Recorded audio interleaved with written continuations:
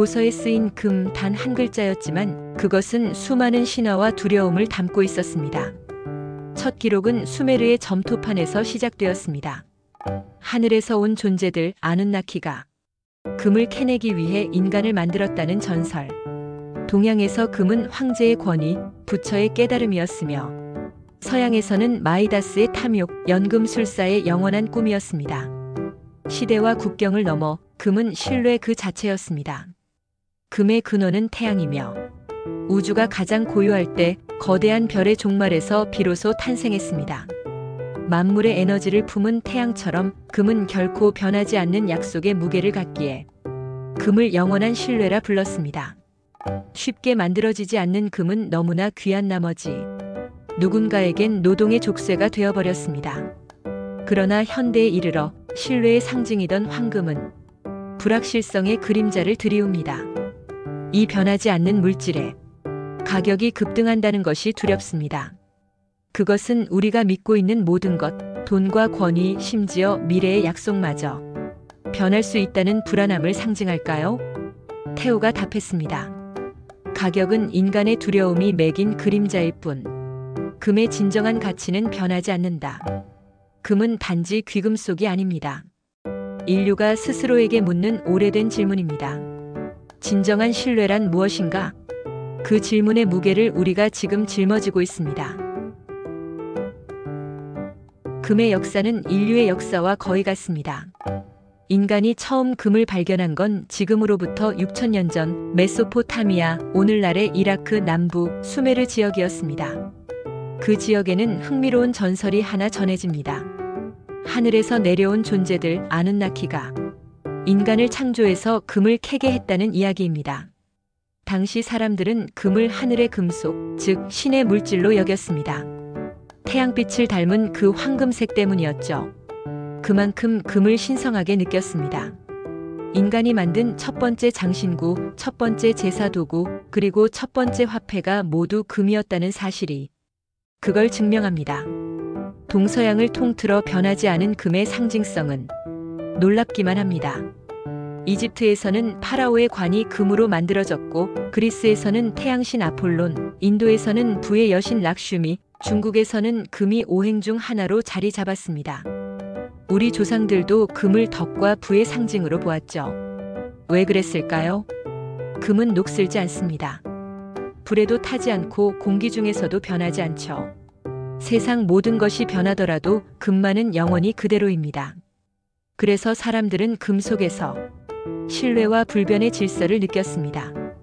즉, 금은 단순한 금속이 아니라 시간이 이길 수 없는 약속의 상징이었던 거죠. 과학자들은 금이 어떻게 생겼는지도 밝혀냈습니다. 금은 일반 별에서는 만들어지지 않습니다. 별이 폭발할 때, 그것도 중성자별이 서로 충돌할 때 비로소 만들어진다고 합니다. 말하자면 우리가 손에 쥔 금반지는 수십억 년 전 우주 어딘가에서 일어난 폭발의 흔적이에요.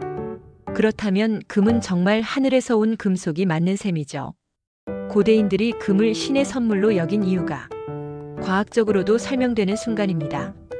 금은 왜 신뢰의 화폐가 되었을까요? 금은 어느 나라, 어느 시대에서도 가치가 있었습니다. 이집트, 바빌론, 중국, 로마, 심지어 조선까지 금의 가치는 변하지 않았습니다.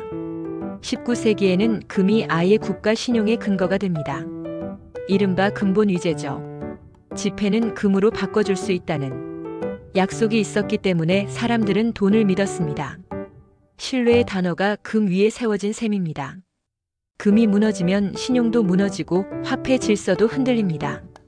그래서 금은 단순히 귀금속이 아니라 문명 전체를 지탱하는 신뢰의 토대였습니다. 금은 태양빛을 닮았습니다. 그래서 이집트에서는 태양신 라를 상징했고, 유럽에서는 왕의 왕관이, 동양에서는 황제의 의복이 모두 금빛이었죠. 태양은 만물을 살리고 에너지를 주며 변하지 않는 존재입니다. 금은 바로 그 불멸의 에너지를 인간이 손에 쥔 형태였습니다. 그러니 금을 가진다는 건 단순한 부의 문제가 아니라 자연의 질서와 신의 축복을 나누어 가진다는 상징이었죠. 그러나 지금의 금값 상승은 왜 두렵게 느껴질까요? 금값이 오르는 이유를 한번 보겠습니다. 첫째, 전쟁과 지정학적 불안. 둘째, 국가 부채의 급증. 셋째, 달러 신뢰의 흔들림. 넷째, 인플레이션, 즉 돈의 가치 하락. 다시 말해 세상이 불안할수록 금은 빛납니다. 사람들이 신뢰를 잃을 때마다 금으로 돌아오거든요. 그래서 금값이 오르는 건 반대로 말하면 세상이 불안하다는 신호입니다. 그게 바로 금값 상승이 반가우면서도 두려운 이유입니다. 중앙은행들도 금을 많이 사들이고 있습니다. 달러의 시대가 흔들릴까 두려워서 자신들의 자산을 금으로 바꾸는 것이죠. 하지만 금값이 오르는 세상은 결코 건강한 세상이 아닙니다. 사람들이 미래의 신용과 성장보다 당장 믿을 수 있는 무언가에 몰릴 때 나타나는 현상이기 때문입니다. 즉, 금값이 불안의 거울이 되는 겁니다. 금이 빛나는 순간 세상의 신뢰는 어두워집니다. 그렇다면 우리는 어떻게 봐야 할까요? 금은 분명 매력적입니다. 변치 않는 가치가 있으니까요. 하지만 동시에 금은 두려움의 자산이기도 합니다. 미래를 향한 믿음이 약해질수록 금은 더 빛나니까요. 그래서 금을 보며 두 가지 질문을 던져야 합니다. 나는 무엇을 신뢰하고 있는가? 내가 쥔 금의 빛은 신뢰의 빛인가? 불안의 그림자인가? 마무리하겠습니다.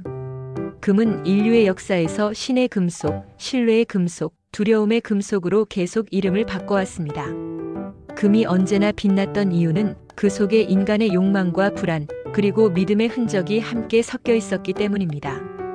우리가 금을 이야기할 때 사실은 무엇을 믿을 것인가 그 질문을 다시 꺼내는 것인지도 모릅니다. 이상입니다. 감사합니다.